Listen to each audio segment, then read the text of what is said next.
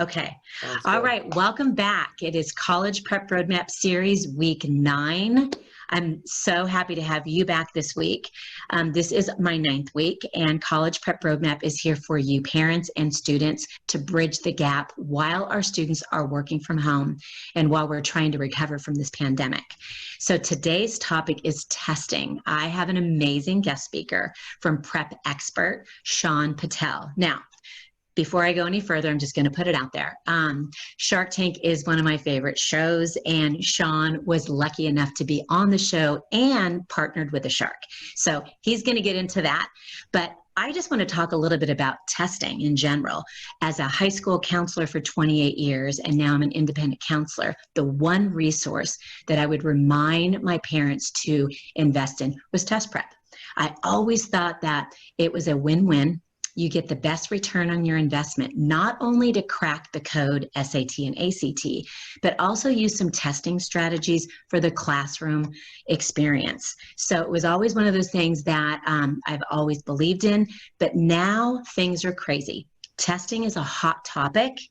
We've recently heard about all the test optional colleges, some of the colleges that might not even look at them. It'll be a test blind for maybe 1 year during this, this COVID-19 pandemic.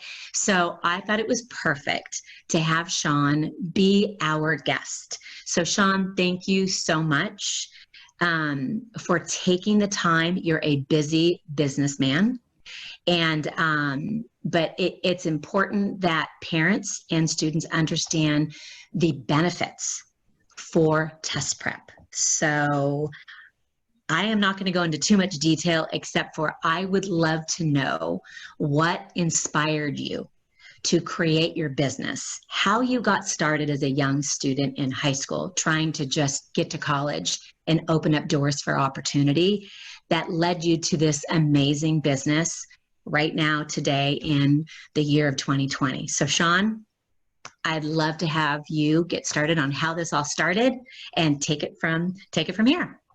Yeah, thanks, Doreen, for having me on this College Prep Roadmap series. I'm excited to be here and share all kinds of tips and information with parents and students regarding the test prep process. As you mentioned, I did start a company called Prep Expert where we offer SAT and ACT online courses for high school students. We've been very privileged over the past 10 years to have helped 50,000 students improve their SAT and ACT scores, get into top universities, and win $100 million plus in scholarships. So, it's been really an amazing ride. And as you mentioned, the highlight of the company was pitching it on Shark Tank and closing a deal with billionaire Mark Cuban. And I'm sure we can talk more about that later. But, that was a few years ago now. So, I think to get back to your original question, which is how did I start, a test preparation company, and how did this all happen? Well, it wasn't something that I had planned that I wanted to be this test prep entrepreneur. It's something that I really stumbled upon through my own experience. And I say that because, when I was in high school, I grew up in Las Vegas, Nevada. It has one of the worst public school districts in the nation, 40% dropout rate. Didn't know a whole, my parents didn't go to college in the United States. They're immigrants from India, came with like $80 in their pockets. So I didn't know a whole lot about college admissions, the process, etc. All I knew was that I wanted to go to a great university for medicine. I wanted to become a physician. And one of the keys to getting there is that I needed a high SAT score. And, what I did was I took a practice SAT in my sophomore year of high school, and I think Kaplan was administering it, and I only got it around average, barely above average. And I knew that wasn't good enough for some of the universities that I was looking at, some of the BSMD or combined medical programs I was looking at. And so I spent an entire summer prepping for the SAT, self-studying. I probably did about 20 practice SAT exams over and over again and cracked every Wow. question I could. And after hundreds of hours in the library, I was able to improve my SAT score to a perfect score. And you being a college counselor, Doreen, you can appreciate how rare that is. And Oh, that, yeah. it's about 50 million students have taken the SAT, and about 10,000 have gotten perfect scores. So it's about a 0.02% chance. And that really changed my life. And I don't say that sarcastically. I got into amazing universities, whether it was the Ivy League like Brown University, or where I ended up going to college was at the University of Southern California. I ended up getting $500,000 in scholarship offers from many companies and universities, including Coca-Cola, Toyota, McDonald's, USC. I didn't have to pay a dime for college tuition, books, housing, food, even, or any other college-related expenses. I even got to meet the President of the United States through the Presidential Scholars Program, and everyone Yep. says, "Oh, you met Obama," and I'm not that young. I met George Bush, but it was a cool experience regardless. And so, when I got to college, my idea that came into my head was, I should really write a book about my experience, because this was really life changing and incredible for myself. And I've never seen an SAT prep book by a perfect score student, um, to help other students. I thought I had a lot of great strategies that I learned in high school that I could share with students and help them improve their scores. I ended up pitching my book proposal out to over 100 literary agents and publishers. Unfortunately, I was just a 20-year-old college student with no platform, no background, no professional writing experience. And so every single agent and publisher said, the test prep market's too competitive. You don't have a platform. The book's not going to work. We're not going to be able to give you a book deal. So I ended up taking those hundreds of pages that I had written, and I thought, well, I could still just turn this into my own course. And so that's what I did. And that's when Prep Expert was born about 10 years ago. I took all that material, and in my very first class, I taught about 18 students in my hometown of Las Vegas. And I was the instructor in the small classroom that we had. And I had an average SAT score improvement, those students did, of 376 points in 6 weeks. And so Oh, my that was, goodness. it was really incredible. It was equivalent to taking a student in the 50th percentile to the 90th percentile. And Okay, I so, have a question to ask you. So you're in college. It's mhm, your second year in college. So you're about mhm. 20, first or second year in It's college. actually my last year now. I'm 21. Yeah. I Okay. think I started at 20 and didn't get the book deal. And then I taught my course when I was 21. Yeah. But I mean, so you're a college student, you're taking difficult Mhm. classes. You graduated with biology as your Mhm. major. Okay. So right there, that just qualifies. You had very rigorous courses, but you still had the time and the discipline to devote to this book Mhm. Yeah. because the opportunities that were created when you scored this perfect score. So that right there, okay, I'm just wrapping my head around a 21 year old in college doing that, which is Mhm. amazing. How did you how did you spend the time to do that? And just, college and then Yeah. the book and then Yeah. How did I practically get it done? And when I look back at it, it was a very busy time in college for me. But there are some practical tips that students can use. So, I like if I had been a second year, as you had mentioned, that would have been much more difficult because I would have been taking organic chemistry or mm-hmm. physics or some of the more difficult pre-med classes. Luckily, I was a senior in college, and as a Okay. senior pre-med, you have more electives and less of the more difficult pre-med classes left. So that was great that my difficulty was actually lower that year. In Okay. addition, because I had electives and I had more flexibility with my schedule, I did something really awesome, which was, or maybe some people will think this is awesome. Some people might think I'm crazy, but I stacked all of my courses on Tuesdays and Thursdays. So I only had class 2 days a week. Sure, I had homework and exams and things to prepare for on the other days, but for the most part, I just had to go to class on Tuesday and Thursday, and so I had Monday, Wednesday, Friday, Saturday, Sunday to continue to work on writing the book, continue to work on building my company and the courses. And so although I was technically a full-time student taking 4 courses at USC, I stacked those all on 2 days. And so I had a lot of time on my other days to work. And, I think this is true for SAT prep or ACT prep. As true it is for those things, it's true for entrepreneurship. When you have a specific goal in mind, and you're really excited about it, I think you will be willing to put in the extra hours it will take, and it doesn't feel like work anymore. Every time I had to write SAT prep material for my book or create my company or course, I felt really excited in college. I didn't want to go to the next party to go out drinking with my friends or whatever it was. I wanted to work on my company. And it's the same thing with SAT and ACT prep. But I tell students and parents at Prep Expert is you've got to give your students something to get excited about with this. No one wants a high SAT or ACT score just to get a high score. My goal was I wanted to go to a medical program to have automatic acceptance into medical school from high school. I didn't want to pay a dime for college. That excited me. And one of the ways that I could do that was through a high SAT score. So I try to tell parents, try not to give your student too much external motivation and try to get them internally motivated to raise their SAT or ACT score. Sit with them and think about, what can this score do for me? Can it get you $100,000 in scholarships? Can it get you into that dream college that you want to go to, whether it's USC or Harvard or University of Texas, Austin, whatever school your student really wants to go to? Can it get you that athletic scholarship if you have a student athlete? Can it get you on the, the crew team or the volleyball team or whatever team you want to be on? What's the end goal? And I think that is really powerful in motivating people to study for SAT or ACT, to work on a business, to build it from the ground up.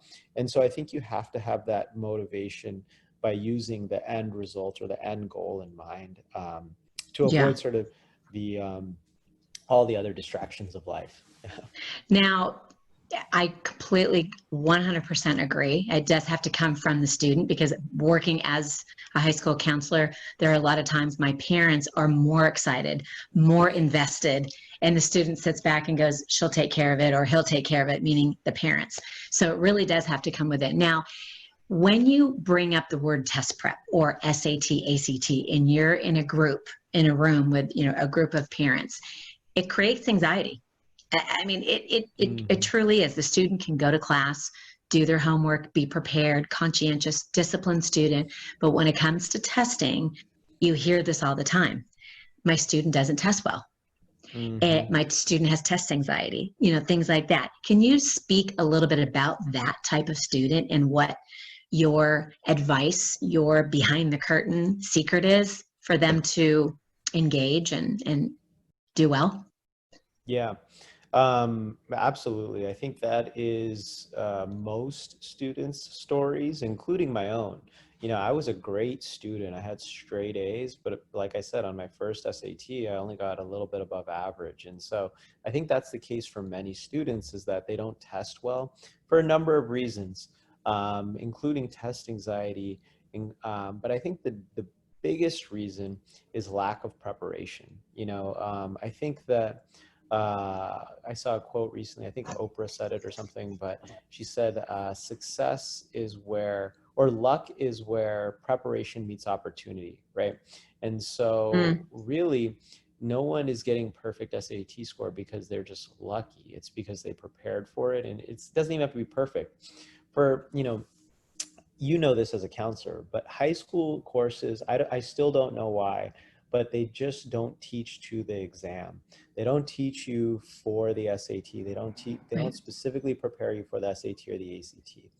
And so you can't expect your student, just because they have a high high school math grade, or they have a high school English grade, you can't expect for that student to do well on the SAT math section or the SAT writing section or SAT English section.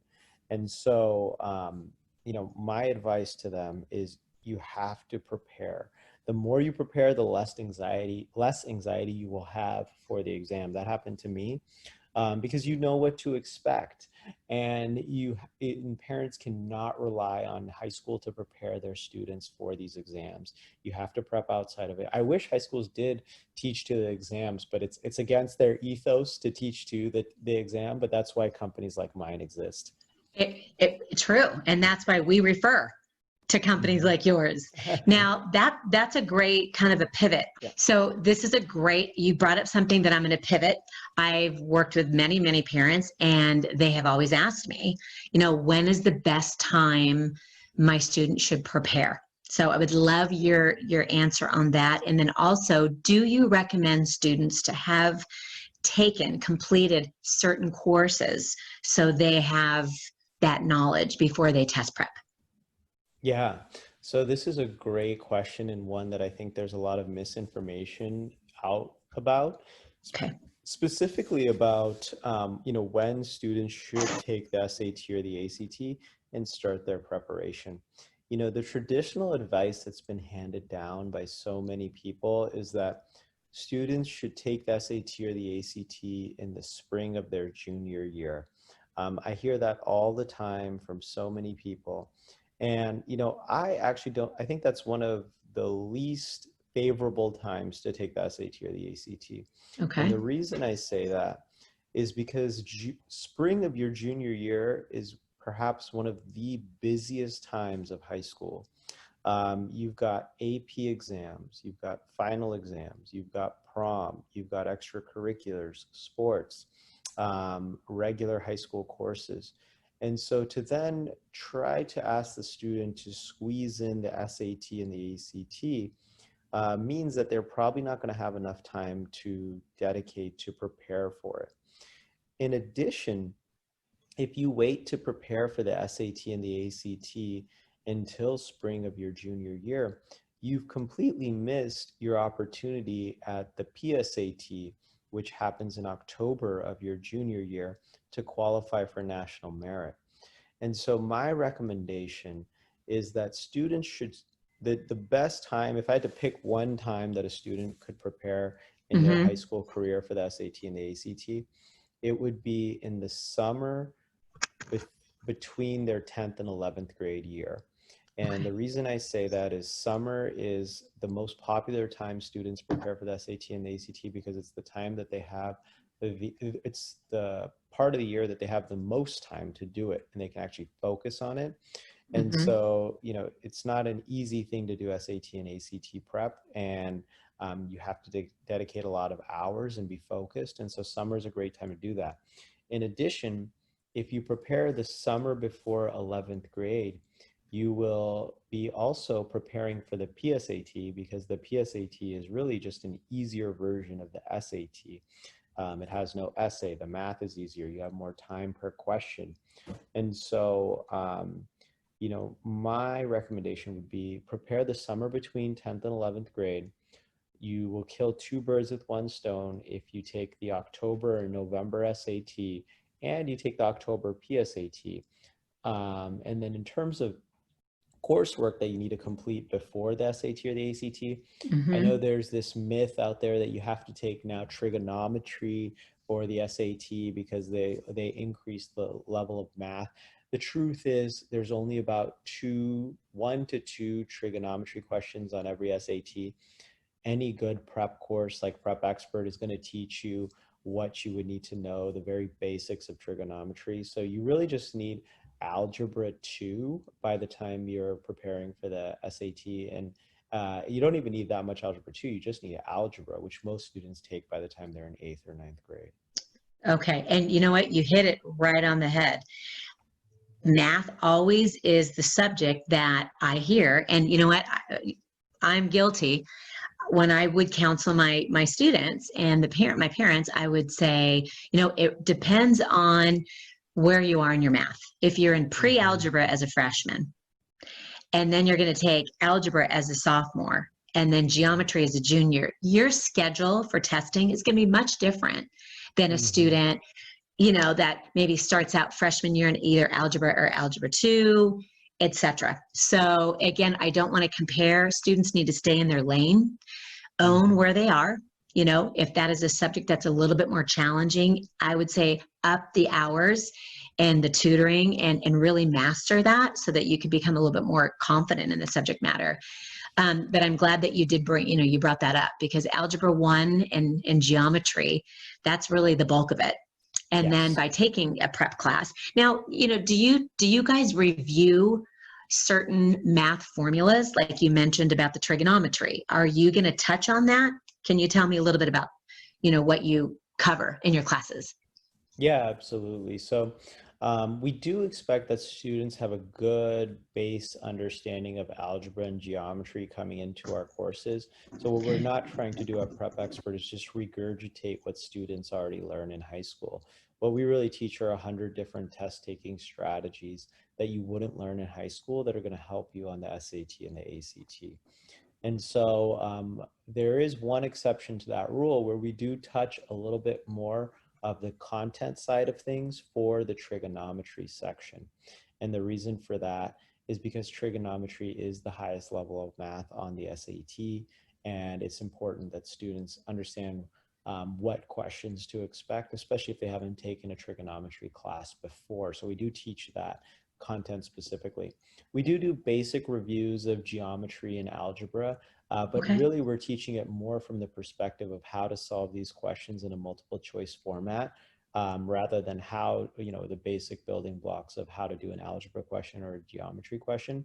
It's more about what types of questions are you going to see on the SAT and ACT, and what's the fastest, most efficient way to solve them, given that you have multiple choices, because it's different than your typical algebra exam. If you think about it, an algebra teacher would never give your student a multiple choice exam, because instead of figuring out what X is, your teacher knows that the student could just take the answer choices, plug them into X, and avoid doing any algebra at all.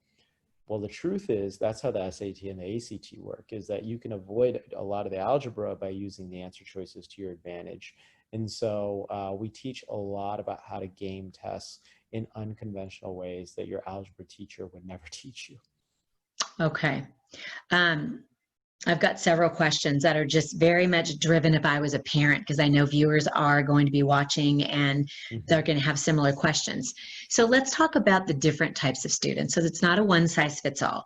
We have a student, I think that today's student is much more involved in extracurricular, community service, etc., than let's say 10, even 15 years ago. I'm not even going to Mhm. go when I was in school. So that's a whole different ball game. But we have, you know, interesting students. They're just involved. What is a fair estimate of time a student should invest in a test prep class like Prep Expert and get the best bang for their buck? And the reason I bring that up, and I'm not trying to put down students or parents because I have 4 children of my own and they did test prep, all types, and it was okay. um, a lot of times you sign up and you may attend the class if it's online or in person. And if they're not working the program the way it's intended, the score is not going to be there. Then parents kind of get all, you know, upset that the score is not where it should be. So if you could just expand on that, I think that's very, very helpful. Yeah, absolutely. I mean, this is a topic that comes up a lot. And at Prep Expert, we have one of the most intense courses that are in the industry. We offer more hours than any other course, and that's why we offer the best guarantees. So we have a 200-point SAT score improvement guarantee and a 4-point ACT score improvement guarantee. When you hear that, you think it's unbelievable, but that's because we do require the students to do a lot of hours in work. And so what I mean by that is it is a 60-hour class in 6 weeks. And that has been the magic formula for us. And what that means is attending class twice a week for 3 hours, actually being engaged, not being on Facebook or Instagram during class. On top of that, a 4-hour practice exam every week for 6 weeks. So that comes out to 60 hours. And really, most students need even more than that. I'd say maybe 80 to 100 hours, because they're also going to be doing some homework and some reading from the textbooks as part of their homework. And so if you do all of that, you will see incredible results. but it's not like I can just give you a magic pill and the next day your SAT score is going to go up 200 points. I can give, you know, I can, I can lead you to water, but I can't force you to drink. And so it's the student that has to drink and follow the strategies, practice on the exams, etc. But the students that do it, I mean, they do see those amazing score improvements, whether it's 200, 300, 400 points. We've had students improve 1,000 points. It's been incredible, but it's the students that are actually dedicated to the program, who take the program seriously, and just don't expect, you know, because mom and dad spent $500-600 for me, like I'm automatically going to get a higher score. That's not the case. Yeah. Right. Right. And it's like taking an extra class. So if you're signing up for a class, a college course or an online course, because it's a subject matter that you're interested in and your high school doesn't offer it, there's a requirement. I mean, you need to invest the time. So I'm glad that you brought that up. So it's a 6-week course. Is this the only product that you have available online? 6 weeks, 60 hours? No, so that's our flagship course, and I'd say it's Okay. the one that's most popular, Yeah. and because I believe it's the most effective. Now we do have other course formats, so like you said, every student is different. There are some students who are younger. There are some students who are better at self-studying, and so for those students, we have a self-paced course where it's 30 hours of video of me teaching on. It's kind of like Netflix, but a lot more boring. And so, you know, they can walk through it at their own pace. Maybe they have, you know, maybe they're a ninth grader and they just want to get a head start right now. They can have a year of prep that way, just through watching videos a little bit every week. Mm-hmm. You know, so there's that format. We do have even a 3-week fast track course, which is for students who, you know, there's a lot of parents and students in this position. They've, you know, their SAT or ACTs coming up in 3 or 4 weeks, and they just need to get some prep in quickly. And, you know, that is a course that is also very intensive. I mean, that one meets 4 times a week. And so we try to do kind of like a hyper boot camp for those students that are running out of time. But Mm-hmm. in the ideal world, I do think that the best course that students can take is the 6-week flagship course, because it gives enough pacing. It's not too intensive, to the point that, you know, dedicating 10 hours a week I know is a lot for students in school, but it's not impossible. You know, if you make it a priority, and you free up some time in your schedule, or maybe you have less extracurriculars if during a couple of months, maybe it's not basketball season or whatever, Right. you will hopefully have the time to do it. But like I said, most students still do it in the summer. June, July, August are most popular times to take the course, because you know, 60 hours in 6 weeks is difficult for most students, other than in the summer. Yeah.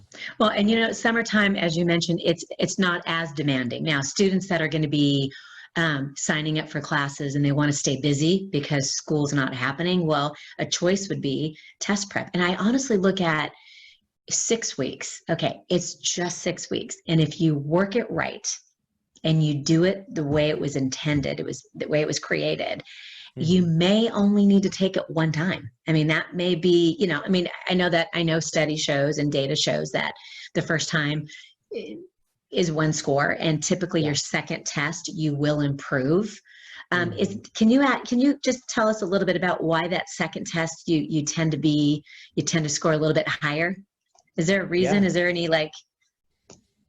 Yeah, I think it's a very common thing for us at Prep Experts. So we see students score the highest on their second or third attempt.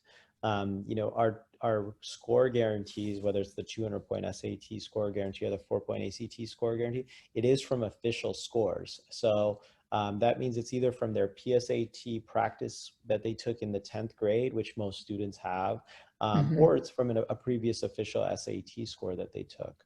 Okay. And, you know, for students, I think you know, for me, I got my perfect score in the third attempt.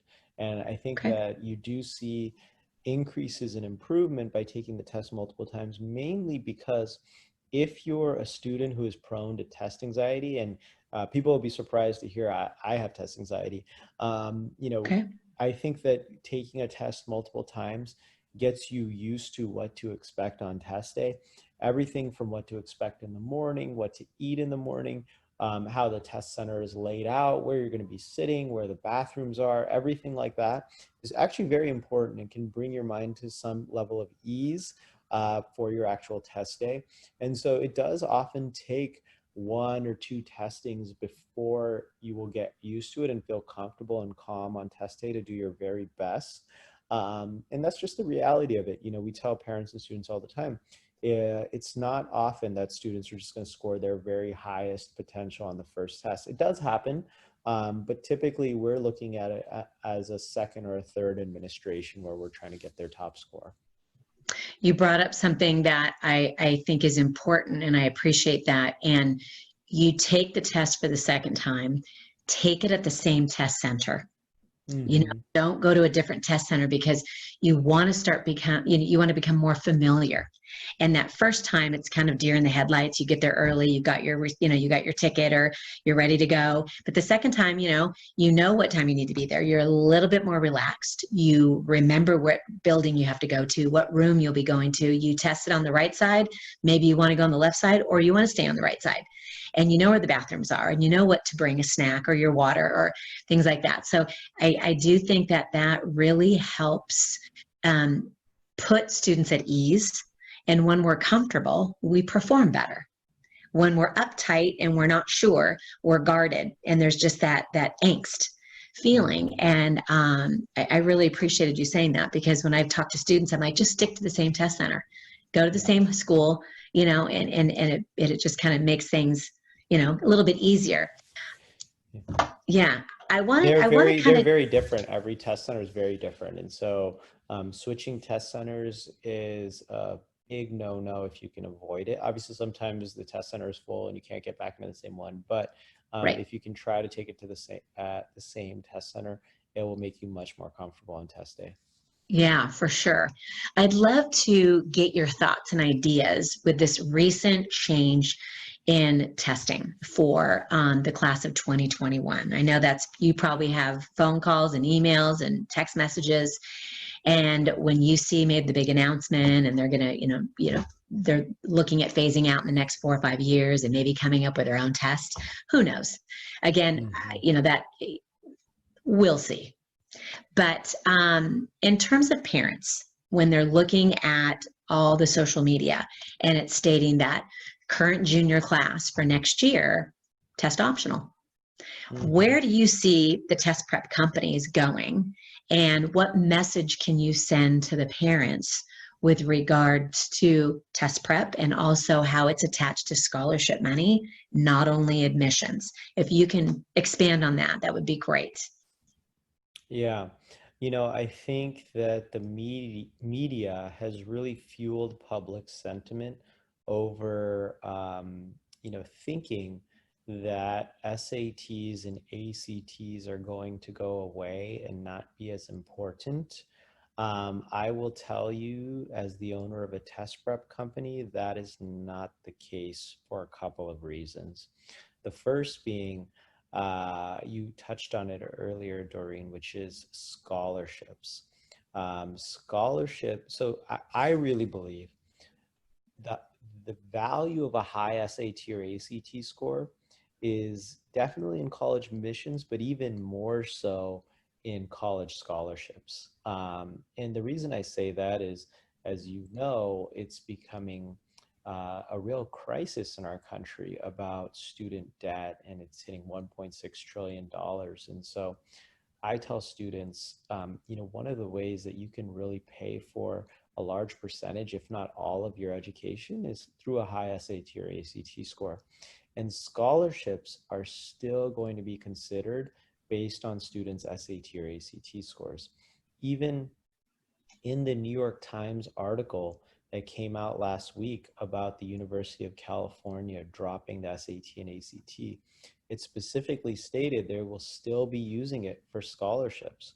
And Mhm. so if a student doesn't take the SAT or ACT, they are shooting themselves in the foot by taking themselves completely out of the running for merit scholarships. And There are over 1 million merit scholarships worth $5 billion. So it's not something that, you should just say, well, I don't want to take a test, so I'm just going to turn down the potentially hundreds of thousands, if not millions of dollars in college scholarships I could get. We had one student, a prep expert, get $1.4 million in scholarship offers. So it's just so, so important. The second piece is, competitive universities are always going to use the SAT and the ACT. I know there's been, maybe 30 or 40 in the top 100 universities in the country going test optional, but the majority are still requiring the SAT and the ACT. And, when you're a university like Harvard that gets 90,000 applications for 1,800 spots, it's really difficult to, decide who to give those 1,800 spots to. And I know some people will say, well, everyone should just use GPA. The problem is GPAs vary so much from not only school to school, but state to state. Everyone does it differently. Some high schools have much harder courses, and some have much easier courses. It's really hard to get a gauge on GPA. And so, when you have schools that are so competitive, they're going to continue to use the SAT and ACT. And if they don't do that, they'll do what you said, what you kind of touched on as well, which is the University of California is stating that in the fall of 2025, they'll be releasing their own UC standardized assessment. And so it actually adds a lot to the test stress and anxiety for parents and students, rather than leveling the playing field. Because now, if you apply to the UC system, you have to take the UC test. And if you apply to the Ivy League or, hundreds of other schools, you have to take the SAT or the ACT. And so it's just more testing. And it's really not solving the problem here or leveling the playing field. And so my advice would be to continue to prep for the SAT and the ACT, both for college admissions, especially at these more competitive schools, as well as for scholarships. As I mentioned, I didn't have to pay a dime for college, tuition, housing, books. And even if you can get half of your college paid for, that's a huge win for you and your family. I read a statistic by the U.S. Department of Education that said high merit students on average get 58% of their college paid for through scholarships. And so there is no doubt in my mind that the best return on investment that you can make is investing in test prep in order to help get your school paid for. Amen. And I agree. And the other thing is that when a student gets onto a college campus and they get excited about, oh, I'm going to go get a job on campus, or I'm going to do that. I love the enthusiasm, but you just never know what your coursework's going to be like. So when I would talk to my younger students, my freshman and sophomore students, I was like, if you can work now and strategically get yourself in a position where you're earning scholarship money, that could be your job. That's your contribution to your education. Because I think nowadays kids, everyone's different. I get that part of it, but there's no free lunches, and the cost of tuition. Again, I have 4 kids. I'm in California. My kids have gone out of state. Don't even ask me. Yeah, let's not even go there. That's another discussion. Shark Tank's another discussion, and out of state's another. So I get that, but if you can earn some scholarship, towards that bottom line number, and maybe you can get a job later on, but it's your contribution. And I think it just feels good, someone that just gives you something without any hard work versus your hard work and it pays off. I don't know about you, but that's just a whole different level. It's just a good, it's an accomplishment, and it's part of the contribution. So, I think we're definitely on the same page when it comes to that. Now, I have seen some of your social media posts and some cool marketing, and I would love for you to just touch on the 5 secrets, even if it's 1 or 2, the 5 secrets that your company shares with students, because I do think that people are looking for a nice fit they're looking for a company that will help them, reduce the cost of tuition. So I'd love to hear a little bit about that. Yeah, absolutely. So, some secrets to SAT preparation is what we want to cover. Yes. Yeah. Yeah, absolutely. So I think one of the biggest secrets is also one of the simplest, which is I'm the owner of a test prep company, and I'll be the first person to tell you, do not practice with questions from a test prep company. What I mean by that is practice with official SAT or official ACT questions only. So I Okay. see so many parents go out and buy 10 practice exams by the Princeton Review, or 10 practice exams by McGraw-Hill, or 10 practice exams by Barron's. Those Mm-hmm. are not the best test questions you should be using when you prepare for the exam. What you should be using are official College Board questions. And the reason I say that is because it costs millions of dollars to create really high quality, statistically standardized, and perfect test questions. Most companies don't have those kinds of resources. And what they're doing is trying to imitate the College Board or ACT Inc., the publishers of these exams. Mm. And what happens when you practice on the wrong questions is you don't get a good sense of how difficult the questions on test day will really be. And that can throw you off big time. You'll be in for a lot of surprises on test day if you're practicing with the wrong questions.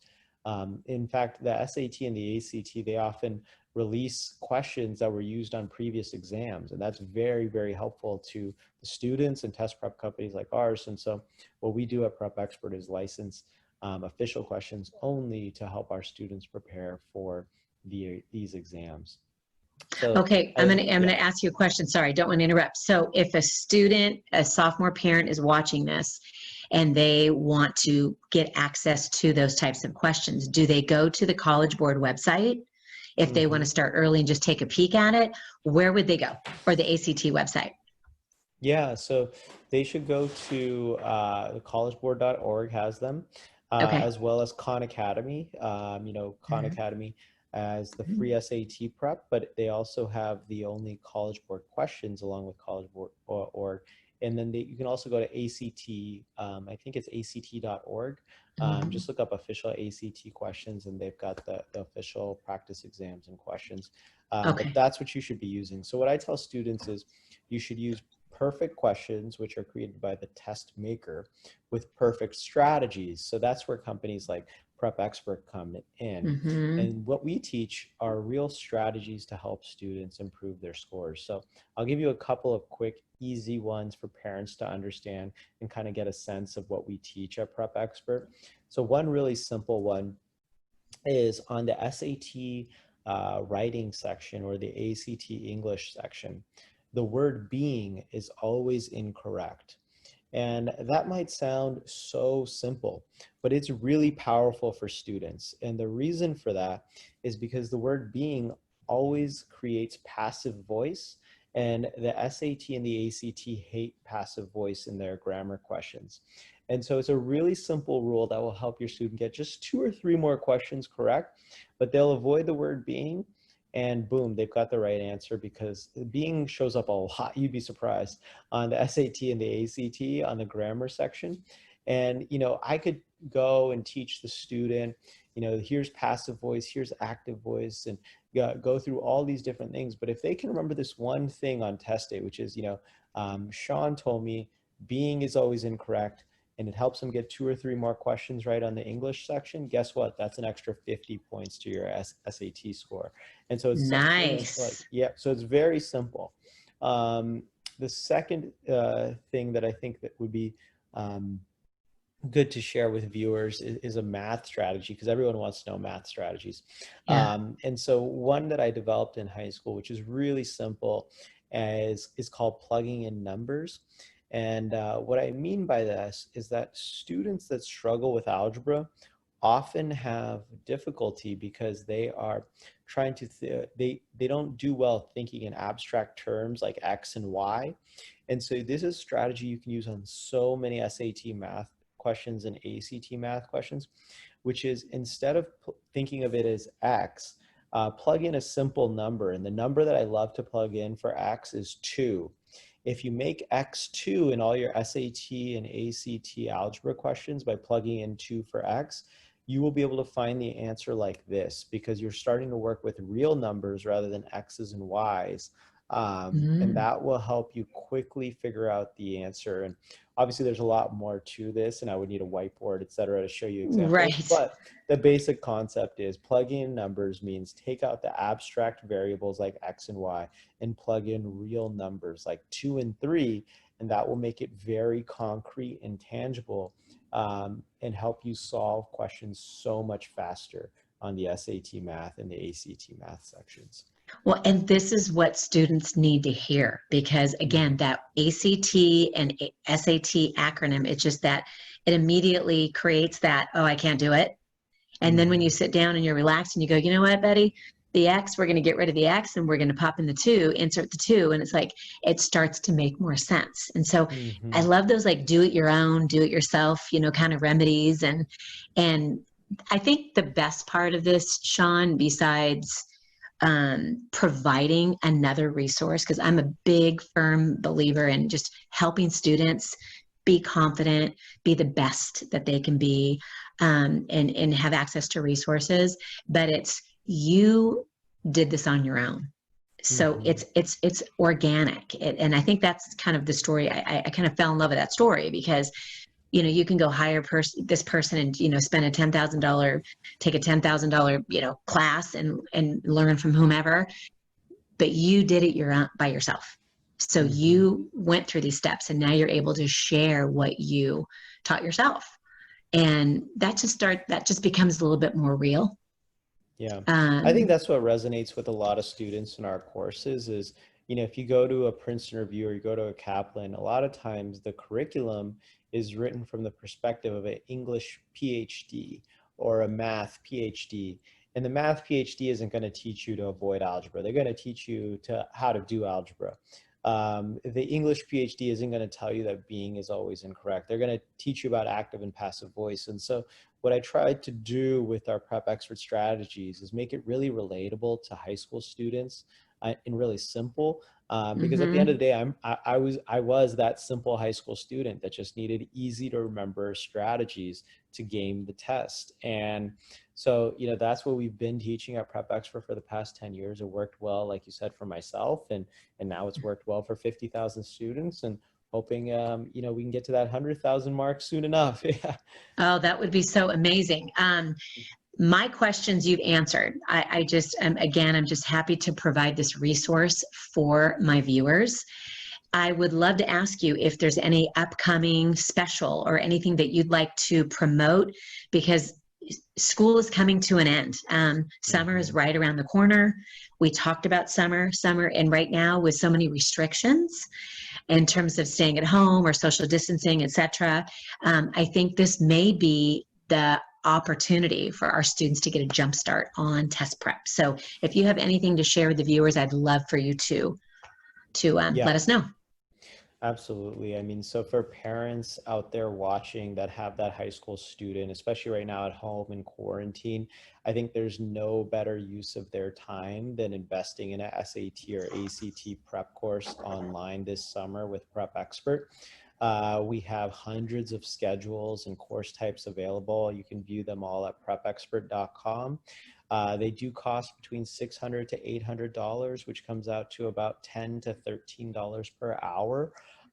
So, I know many families are affected by the COVID-19 pandemic financially right now. So until the end of May, we are offering a $100,000 scholarship giveaway to our courses. So we're giving away 100 grand in our courses. So it's really exciting. Wow. So all you have to do is go to Nice. prepexpert.com, click on $100,000 scholarship giveaway. We're featuring it right now, and you can sign up to win one of those scholarships to our courses. And we hope we get lots of applications from your viewers. But for those that are looking to sign up right away, you'll also see all of our course offerings right there at prepexpert.com. Okay, that is amazing. And thank you, because I have worked with families that have been directly affected. Mhm. It's had an impact on, everybody in the household, yet everything still needs to keep going. We still need to Yeah. look to the future. So I appreciate that dearly. And just another thing that I want to mention before we close out this fabulous interview is all of the information we shared today will be in the comment section. Contact information for Sean, anything that he mentioned, some of those buzzwords, some of those takeaways, I will have that in the comment section because, again, College Prep Roadmap is here for you parents to empower you, to provide you the resources and the support so you can support your student the very best. That's really what it's all about. It's my gift to the community since, 9 weeks ago. This is week 9, which I'm pretty excited to be here with you. So Sean, I have a couple last minute reminders if you want to hang on. I'm gonna just talk about some updates from last week to this week, but I can't thank you enough. I hope more students start earlier and take the time to invest in test prep because I do know it is a great return on their investment. It's a student's contribution to their education, their college education. So thank you, thank Mhm. you. And then just really quickly, Yeah.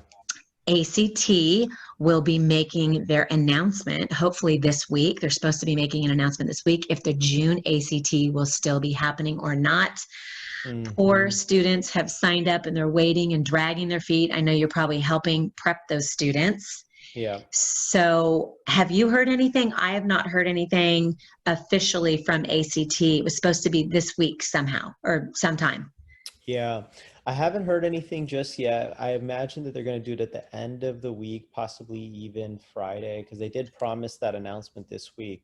What'll be really interesting about that announcement is if any test centers do get the green light with all of these states reopening, Mm-hmm. um, I think that's a positive sign for test centers especially for the fall exams for both Mm-hmm. the SAT and the ACT, especially as we go into August, September, October test dates, that those will happen. Despite what everyone had said, if we do get even green lights on just a few ACT test centers in the reopened states for June, I think the next big test dates are going to be July for ACT and August for SAT. That those are likely going to happen, and so everyone should don't count the cancellations yet, especially if we get those green lights very soon. Yes, good. And I'm hoping that too. I'm hoping that we just kind of move forward and we build that momentum and test centers start to open up.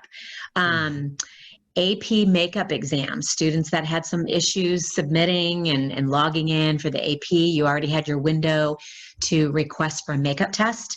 So keep your eye open, check your inbox because you're going to get some instructions in terms of when that will be happening. I know it was a bummer. I saw that coming, but I don't know how that could have worked out just perfectly, but that is an Mhm. opportunity to take that makeup exam. And then last and kind of a big one this week, the NCAA made an announcement that the class of 2022, they are going to require that SAT and ACT for NCAA eligibility. They did give a break for 1 year, which is nice. We do have some athletes that just couldn't get the test taken, test centers closed, and they are not going to have any negative impact on eligibility. And we know that Division I and II have set markers to be eligible. So for the class of 2022, that would be sophomore year, and we need to test prep. So that will be a requirement for the NCAA eligibility. I think that is it. We are done. It was awesome. I've learned so much, and I will add all this information in the comments. Thank you so much, Sean. It's really Thanks been a so much. pleasure. Yeah, it's been my pleasure. Thanks, Doreen, for having me on and giving me this opportunity to share this information with your audience. And yeah, I'm excited. And again, I hope any parents that are interested in SAT or ACT prep this summer, whether you have a 9th, 10th, or 11th grader, check out prepexpert.com. We've got amazing course offerings coming up in the summer. It's the busiest time of the year and a lot of free resources there as well. Awesome. Okay. You take care and have a great rest of your week and weekend. Yeah, you too. Thanks so Okay. much. All right. Bye-bye. Bye.